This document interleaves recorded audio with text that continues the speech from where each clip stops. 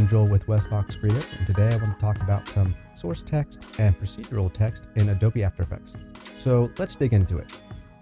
This is an example project here. So essentially what you might have a problem with is, say you have multiple instances of some text, and instead of having to adjust every time you make a change to the wording or something else, you can edit it in a separate element, and then it will affect all the others. I did a previous tutorial on this, and the effect did not cover changing of fonts or general elements of text. But in this version, it will edit everything. So if I go into this text now and say I change the font size, it's going to change the font size in the main comp as well, and even things like the color. Pretty much any of the elements in the display properties, it's going to edit those. So let me show you how that works. I'll go new project. So go ahead and do a new composition, whatever resolution you like. I like to set mine at 4K 23.976. All right. So first thing I'm going to do here is start at the right click to a new text layer. And we can call this original text. And I'm going to center that, align that in the middle. All right. And then we'll set this fill back to just white. And I'm going to remove the stroke just so we have an easier visual to work with. Now you can do it depending on your project type and how you're doing it, you might use a couple different methods. So we'll do a method one. Let's say you want the original text in the project. So we're going to call this, duplicate that, Control D, and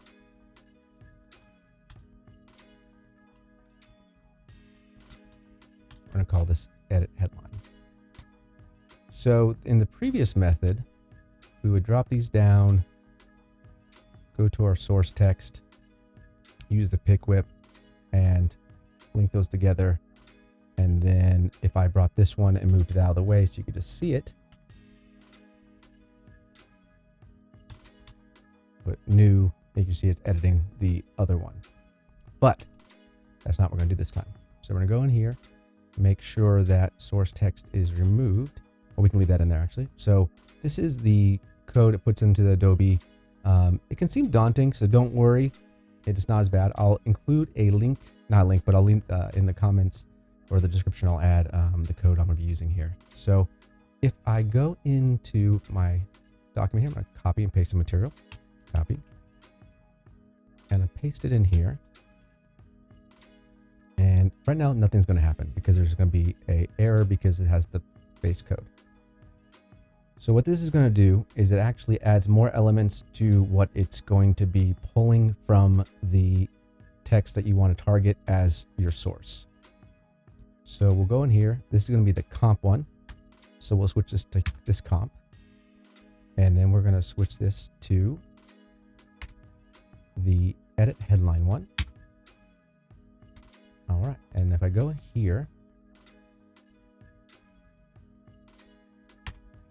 it's going to now target this text.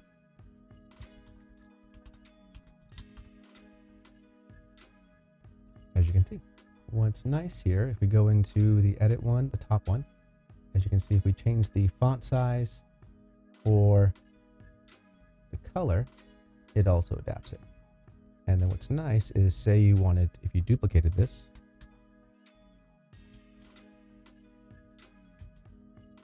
it's also going to affect any duplicates that have that source text in it. So if I change that again, we'll switch this back to the white, you'll see it changes along with it. So that's really helpful. But not every situation are you going to be wanting the text that you're editing inside of the comp. So depending if you're giving this up to clients or people that are also editing it, if you're building some kind of MoGraph projects and that kind of stuff. And the way around that, so we're going to go ahead, do a new comp. I'll call it edit this. Go okay. Do a new text.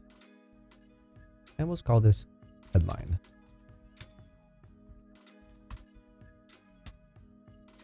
So now if we go back into, oh, and one thing that's helpful with this as well, we're going to go ahead and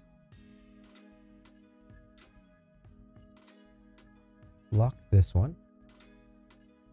And then we'll also open this comp, edit this. And we'll open this comp as well. And then what we can do is drag these next to each other. And then you hit the little lock pad here. So now we'll have visibility to see both simultaneously.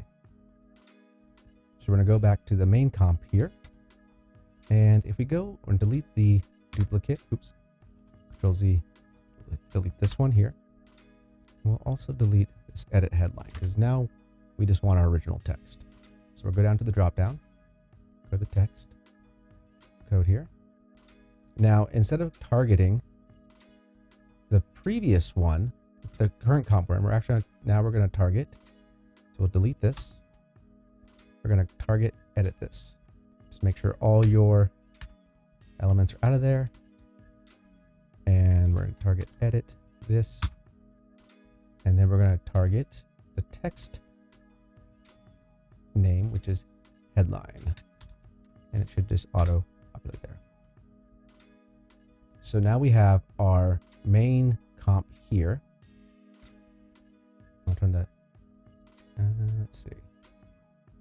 I will add a background layer here. Just so we can kind of tell which one's which for visibility. There we go. So we have our main comp here. And then we have our edit comp. So we go here to this one. As you'll see, any changes we make to the text here also propagate out to the main comp. And this includes the fill, stroke,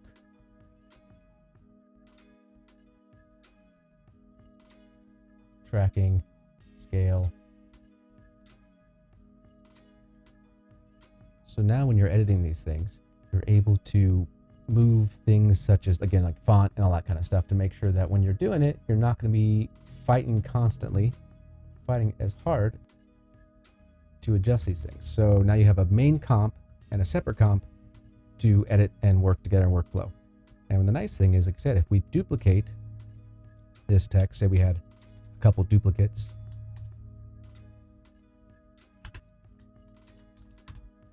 as you can see, it edits all those simultaneously as long as you also change this. And also the font size. And the nice thing is, what you could also do is, let's say since you can know and pinpoint to the text here, you're able to go in here and let's say duplicate this one, duplicate, and we'll say subtext.